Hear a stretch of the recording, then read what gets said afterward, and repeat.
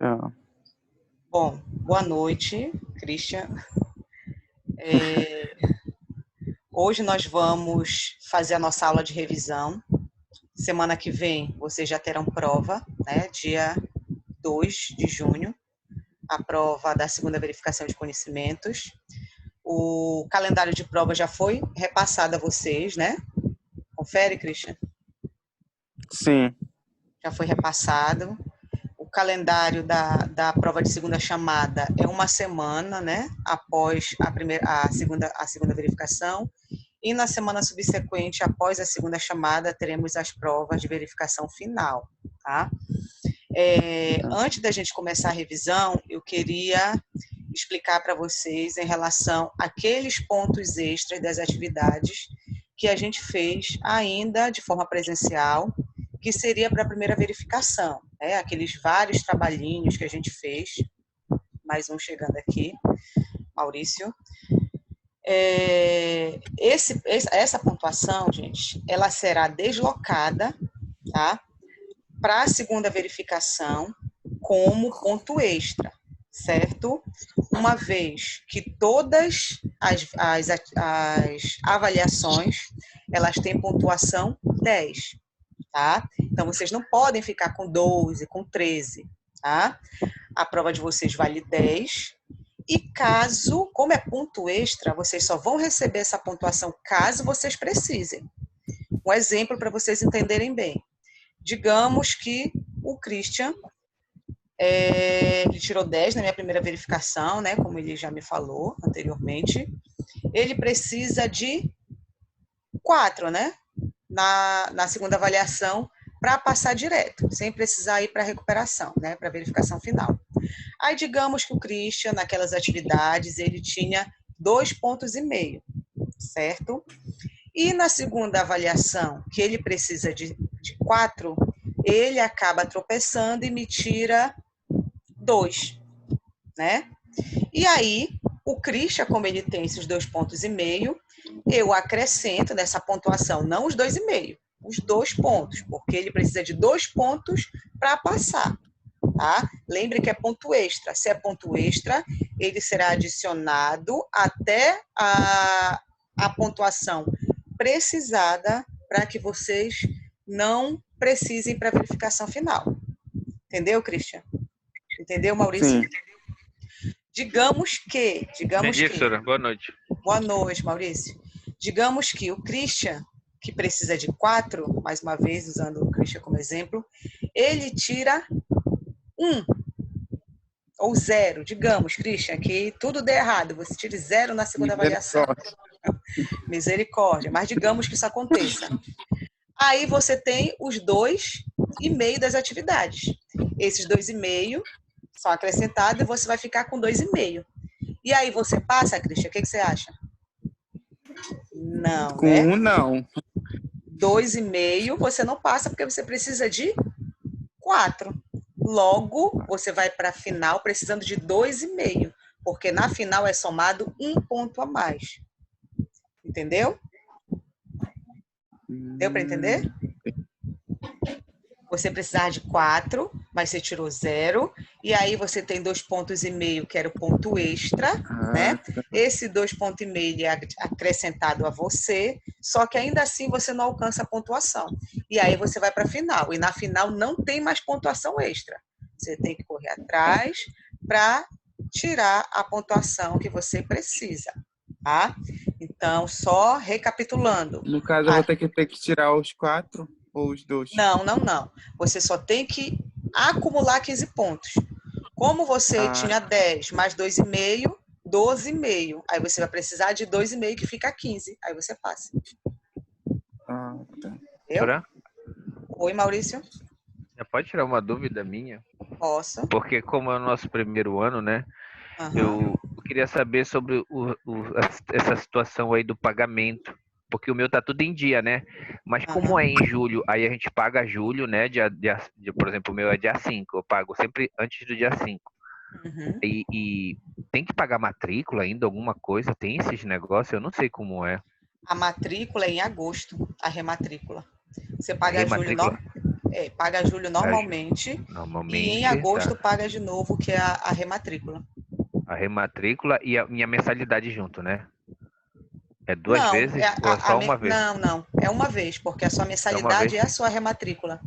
A sua Ah, mensalidade é a rematrícula. Aí você vai só pagar depois da rematrícula em setembro. tá, obrigado. É só isso que eu queria saber. Eu pensei que tinha que pagar duas vezes, igual no início do ano. Não acredito que não, mas seria melhor você se informar com a coordenadora, ou se vocês tiverem acesso ao RH, você pode tirar essa dúvida, mas na minha concepção, acredito que não são duas vezes, não. Você paga Ah, julho tá. e paga, só se você atrasar julho, aí você vai pagar as duas juntas. Não, não, não. É só isso que eu queria saber. Se a gente fazia a mesma coisa que a gente fazia no início do ano, que tinha que pagar. Bom, gente, então, esclarecidas essas questões, só relembrando também os conteúdos da prova, que eu já havia falado na aula passada, mas eu vou repetir aqui. O conteúdo para a prova de vocês será tecido epitelial, tá? Para a segunda verificação. Tecido epitelial, tecido conjuntivo e seus derivados, tecido cartilaginoso, tecido ósseo e tecido muscular. Todas essas aulas estão postadas, tá? Sendo que 3 delas já foram postadas há bastante tempo, até antes da primeira verificação que vocês fizeram. Então, vocês tiveram bastante tempo de estudar. As outras 2 foram postadas na semana passada, então vocês terão uma semana e mais um pouquinho para estudar essas 2 aulas novas. E hoje a nossa revisão envolvendo todo esse conteúdo. Tudo bem? Então, vamos lá dar início à revisão. Abram aí o texto de vocês. Vocês estão com acesso ao exercício de revisão? Christian, conseguiu baixar? Christian? Maurício? Alô? Consegui, professor. Conseguiu? Tá aí? Tá disponível para você, para acompanhar? Tá. Maurício, você tá com o exercício aí em mãos? Maurício? O fone dele tá cortado. Ele tá com um áudio bloqueado. Mas ele tá me ouvindo. Maurício, está por aí? Tá, vamos lá. Então, Maurício, ou ele não está me ouvindo, pode estar com problema na internet dele. Mas você está acompanhando, né, Cristian? Então, vamos lá. Primeira questão. Na primeira questão, ela diz respeito à origem das glândulas e tem um desenho esquemático. Inclusive, a gente resolveu já essa questão no exercício de tecido epitelial. Então, ela não tem muito mistério, mas vamos ler. As glândulas multicelulares se formam a partir da proliferação celular de um tecido. E após a sua formação, ficam imersas em outro tecido. Então, as glândulas se formam a partir de um tecido, e após a formação, elas... Só um momentinho aqui, deixa eu ver se tem gente querendo entrar. Não. E a partir desse tecido, por meio de proliferação, ela fica imersa em outro tecido. É isso que está dizendo aqui. Recebendo nutrientes e oxigênio. De acordo com o tipo de secreção que é produzido, as glândulas são classificadas basicamente em endócrina e exócrina. A figura abaixo mostra um esquema comparativo da formação de 2 tipos de glândulas. Está acompanhando, Christian? Tô sim. Então, a gente tem aqui, na primeira figurinha do esquema, nós temos o tecido epitelial e abaixo dele nós temos um outro tecido, né, que é o conjuntivo. Como é que essas glândulas se formam? As células do epitélio, elas proliferam por mitose e se inserem, né, se adentram, ou seja, ficam imersas, entram para o tecido conjuntivo. A partir daí, a gente tem uma bifurcação. A glândula 1 e a formação da glândula 2. Para formar a glândula 1, a gente vê aqui que a glândula formada, ela continua em conexão com o epitélio que deu origem a ela, ou seja, o tecido epitelial. Em relação à glândula 2, a gente vê que o epitélio que deu origem, ele perde o contato completamente com a porção glandular, com a glândula. Então, esse é o esqueminha que é mostrado. Deixa eu... Vou compartilhar aqui para ficar melhor essa imagem.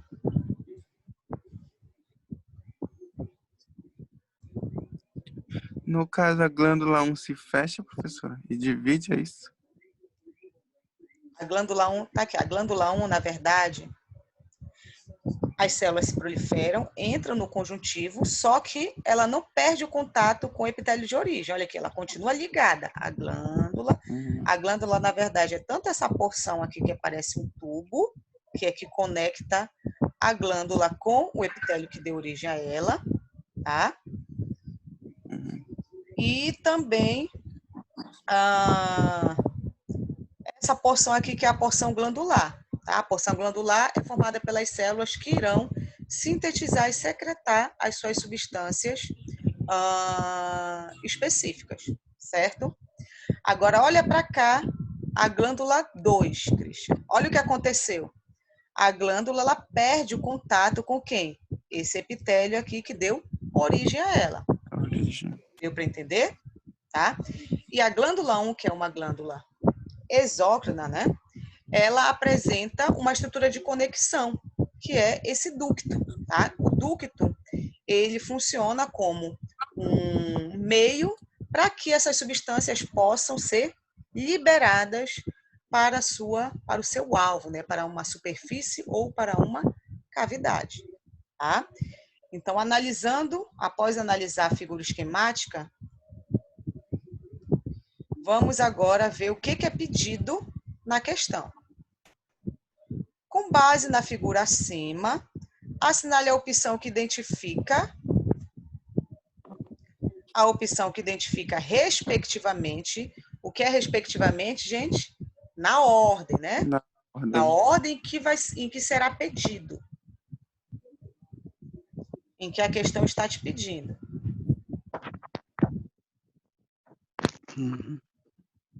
O que ele quer na ordem? O tecido de origem das glândulas. Eu quero o tecido. Quem é o tecido de origem das glândulas? O tecido onde elas estão imersas. A glândula 1. A glândula 2, ou seja, quem é a glândula 1, quem é a glândula 2, e um exemplo de uma glândula exócrina. Então, eu quero quantas informações aí? Tecido de origem das glândulas, tecido onde elas ficam imersas, a glândula 1, a glândula 2 e um exemplo de uma glândula exócrina. Então, agora vamos analisar cada uma das alternativas. A alternativa A diz que o tecido de origem das glândulas é o tecido conjuntivo, gente? O que vocês acham? Não, né? O tecido de origem da glândula, bem aqui, que a gente pode ver, é tecido epitelial. Então, a gente vê isso. Então, a gente vê que a alternativa A já está errada, mas a gente pode continuar analisando. Diz que o tecido onde elas ficam imersas é o epitelial. A gente sabe que não é. Onde é que elas ficam imersas? Nesse tecido aqui, que é o tecido conjuntivo. Então, não pode ser, né? A glândula 1. A glândula 1 é uma glândula endócrina ou exócrina? Exócrina, né? Então, essa parte aqui está certa. Endócrina. Isso. A glândula 2 é uma glândula endócrina, tá certinho. E um exemplo de uma glândula exócrina lhe dá a tireoide, tá? Mas a gente viu que está tudo, o restante, a primeira porção e a segunda porção estão erradas. E a tireoide, ela não é uma glândula exócrina, é uma glândula endócrina. Então, a alternativa A está errada. Vamos para a B. Na B diz que o tecido de origem é o epitelial, tá certo? Tá certo. Tá certo. Diz que o tecido onde as glândulas estão imersas, ficam imersas, é o conjuntivo, tá certo? Tá. Tá certo também. A glândula 1 é uma glândula endócrina? Glândula 1? Eu sei. O que vocês acham? Não, né? A glândula é uma glândula exócrina. Então, a gente já viu que a B parou aí a B, né? A B está errada porque ela diz que a glândula é uma glândula endócrina e, na verdade, ela é uma glândula exócrina. Diz que a glândula 2 é exócrina. Não é, né, gente? A glândula 2 é uma glândula endócrina. Endócrina. E como exemplo de uma glândula exócrina, a questão dá o pâncreas. O pâncreas não é uma glândula exócrina. Na verdade, o pâncreas é uma glândula que tem uma porção endócrina e uma porção exócrina, tá? Ótimo. Ele não é totalmente exócrino. Então, tá errada a alternativa B. Vamos para a C. Na C, tecido de origem epitelial, certinho, né? Tecido onde elas estão imersas, conjuntivo, certinho. Glândula 1, glândula exócrina, certo ou errado? Certo também, né? Glândula 1, glândula exócrina. Glândula 2, glândula endócrina, tá certo? Tá certo. Certo. E um exemplo de uma glândula exócrina, ou seja, aquela glândula que libera o seu produto de secreção em uma superfície ou uma cavidade, ele dá aqui a glândula salivar, tá certo? Tá certo também. Tá certo, né? As glândulas salivares liberam o seu produto de secreção onde, gente? Na cavidade oral, né? Na cavidade bucal, tá? Então, a alternativa correta é a alternativa C. C. Casa. Mas podemos continuar analisando as outras, só para a gente, é uma forma de estudar, tá? Diz que o tecido de origem conjuntivo não é, né? É epitelial. Que onde estão imersas é o epitelial, mas na verdade é o conjuntivo. Que a glândula 1 é endócrina, na verdade ela é exócrina. A glândula 2 é exócrina, mas é mentira porque ela é endócrina. E diz que a paratireoide é um exemplo de glândula exócrina, não é verdade. Paratireoide é um exemplo de glândula endócrina também, tá? São pequenas, são 4 glândulazinhas que ficam ali na porção dorsal da tireoide, tá? E são glândulas endócrinas e não exócrinas.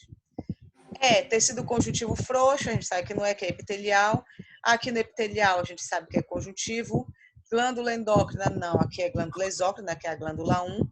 Glândula exócrina, na verdade, está trocada, que no caso é a glândula 2 é glândula endócrina. E glândula lacrimal, sim, dá um exemplo de uma glândula exócrina, né? Mas só essa parte aí que está certa. Então, tudo certinho, bonitinho dentro dos conformes é a alternativa C de casa. C. Tá? Então, Professora, como que é esse tecido conjuntivo frouxo aí? o tecido conjuntivo frouxo, ele é um tipo de tecido conjuntivo propriamente dito, que ele é caracterizado por não apresentar uma regularidade não, a quantidade dos seus componentes em proporções desconexa, como diferente. Como eu vou te explicar? Vamos lá. Quais são os componentes de um tecido? Células, e mais? E a matriz extracelular. Sendo que a matriz extracelular, né, se a gente for dividir de forma didática, ela é formada pelo quê? Pelas fibras e pela substância fundamental, tá? O tecido conjuntivo frouxo, ele apresenta esses 3 componentes, células, fibras e a substância fundamental, em proporções, ou seja, em quantidades similares. Se eu pegar aqui 100%, o que eu posso dizer? Que 33,33% são células, 33,33% são fibras, né? Entre as fibras, quais são as fibras que a gente tem? Colágenas, elásticas e reticulares, 30% de fibras e 30% de substância fundamental, que é uma estrutura, uma substância gelatinosa, né? Composta por proteoglicanos e proteínas. Então, o conjuntivo frouxo, ele não tem uma predominância em nenhum desses componentes.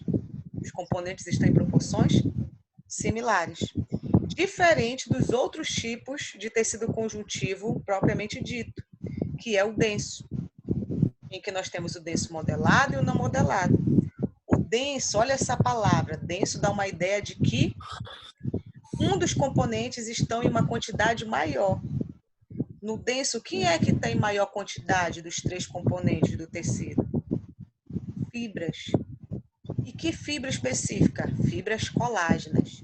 Então, no conjuntivo denso, eu tenho uma grande quantidade, eu tenho uma riqueza, uma densidade grande de fibras colágenas.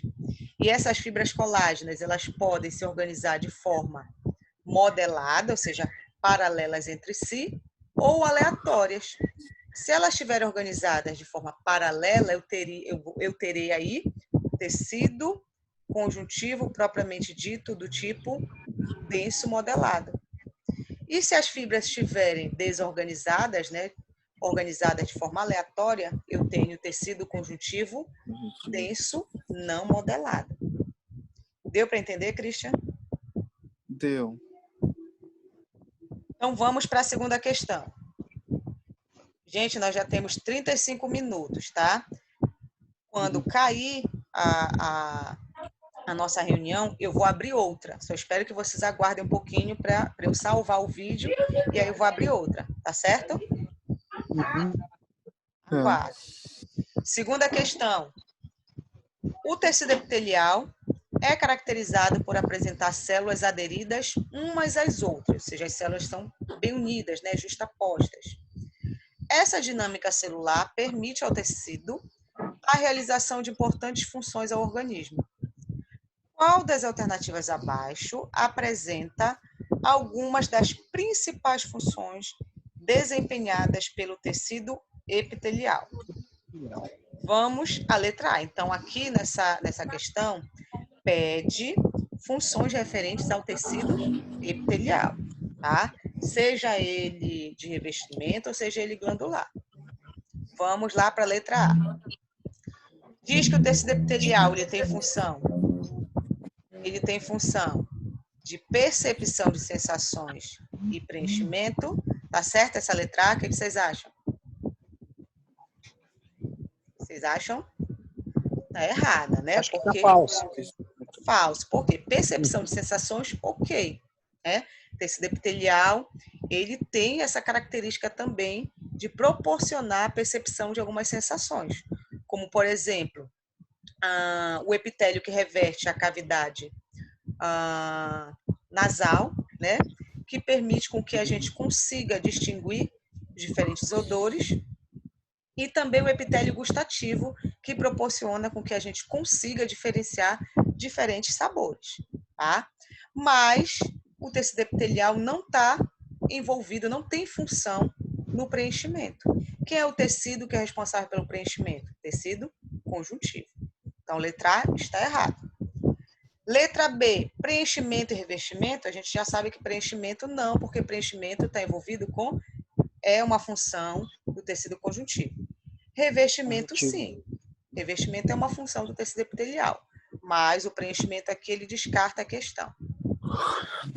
A alternativa C, condução de impulsos e proteção, essa alternativa também está errada, porque o tecido epitelial não está envolvido com condução de impulso, e sim células específicas do tecido nervoso, ou seja, os neurônios. Proteção, sim, né? O tecido epitelial ali, a epiderme, nos protege contra agentes estranhos, né? Contra micro-organismos, contra substâncias que possam nos trazer infecções. Então, não pode ser a letra C por causa dessa condução de impulsos. Letra D, revestimento e condução de impulsos. Tá certo essa? Falso. Não, tá errado. Errado também. Revestimento está certinho, né? Mas condução de impulso a gente já viu na letra C, que é uma característica do tecido nervoso. Então, só nos restou quem, gente? A letra E. Letra E. Proteção e percepção de sensações. Sensações.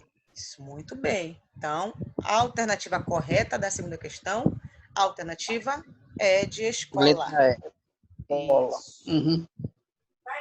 Vamos para C, também de tecido epitelial. Terceira questão. O tecido epitelial de revestimento é classificado segundo critérios como número de camadas celulares e forma das células, certo? Considerando esse tipo de classificação, Analise as alternativas abaixo. As alternativas abaixo, assinale a alternativa correta. Uhum. Letra A, gente. A gente sabe, né, que o tecido epitelial de revestimento ele tem aquelas classificações em relação ao número de camada e em relação ao formato das células. Quando eu tenho um epitélio com uma única camada, eu chamo ele de quê, gente? Simples, né? Simples. Quando tem duas ou mais, eu chamo de estratificado, Uhum. certo? Estão lembrando? Assistiram a aula? Uhum. Na plataforma. Isso. Outra classificação em relação ao formato das células. Essas células podem ter o formato achatadinho, né? Que eu chamo de pavimentosas, Uhum. cúbicas quando tem o formato cúbico, e cilíndricas quando ela tem um formato alongado, também chamada de prismático, tá? Então, eu vou ter essas classificações. A letra A diz o quê? Que o revestimento do ovário, externo lá do ovário, é formado por um tecido epitelial de revestimento do tipo simples prismático. Vocês acham que está certo ou errado essa aqui? Errado. É errado essa aí. Está errada. Qual é o nome do tecido que reveste o ovário? Simples cúbico.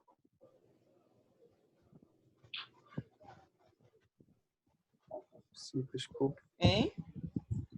Qual é? Epitelial?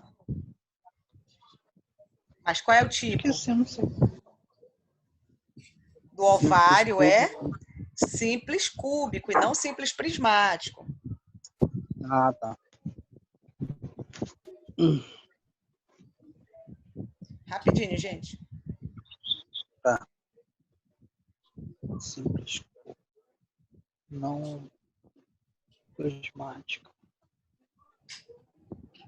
Então, não pode ser a letra A, porque a letra A, quem reveste o ovário, né, a superfície externa do ovário, não é o simples prismático, e sim simples cúbico. Letra B. Letra B. Diz que o endotélio, quem é o endotélio? É o epitélio de revestimento interno dos vasos sanguíneos. Diz que esse epitélio ele é revestido por epitélio simples pavimentoso. Tá certo ou errado isso? Errado. Vocês acham? É? Sem dúvida nessa. É o certo, gente. O epitélio que Tava reveste... em dúvida, porque... Ah, Não, pode falar, professor. o epitélio que reveste, né? O endotélio é o simples, que reveste, reveste o interior dos vasos sanguíneos, é o simples pavimentoso. Tá? Por que simples? Uma camada. Por que pavimentoso? Porque as células apresentam formato achatadinho, tá? Então, a alternativa correta é a letra B de bola. B. B de bola, tá? Endotélio.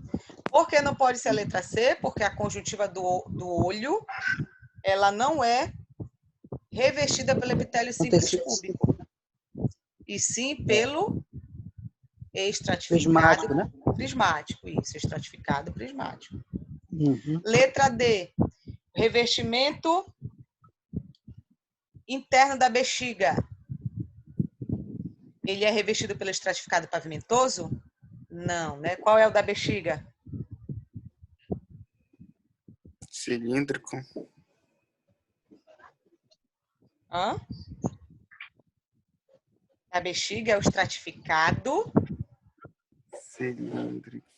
de transição. Lembra da bexiga? Quando a bexiga ela tá vazia, as células que revestem internamente esse órgão, elas ficam com formato mais globoso. Quando ela se enche, né, a bexiga se enche, o que acontece? Essas células, elas passam com um formato mais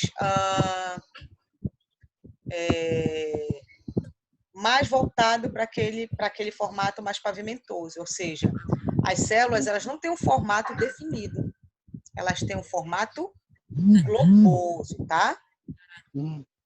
Gente, só um momentinho aqui que a coordenadora da enfermagem está me ligando, tá? Rapidinho. Tá.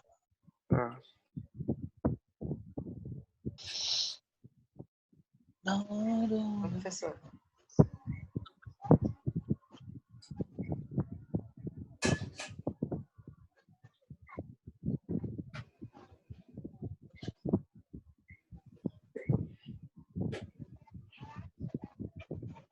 Tá, vou mandar para a senhora agora. Ela acabou de me mandar mensagem, na verdade. Tá, tchau.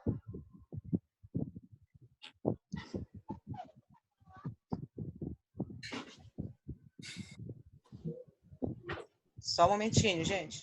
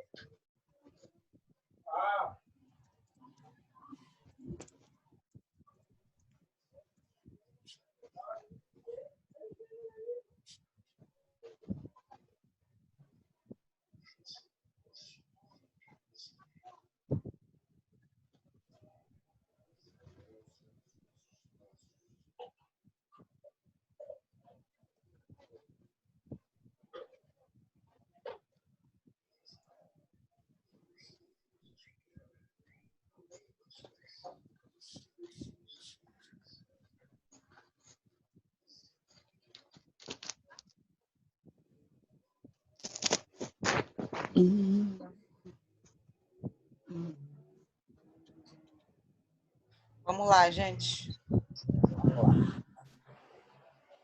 Entenderam por que a alternativa B? Uhum. Para finalizar essa questão aqui, vamos para a alternativa E. Qual é o tecido que reveste o esôfago, gente? Que reveste o esôfago. Qual é o nome dele? Não é o estratificado cilíndrico, né? Qual é?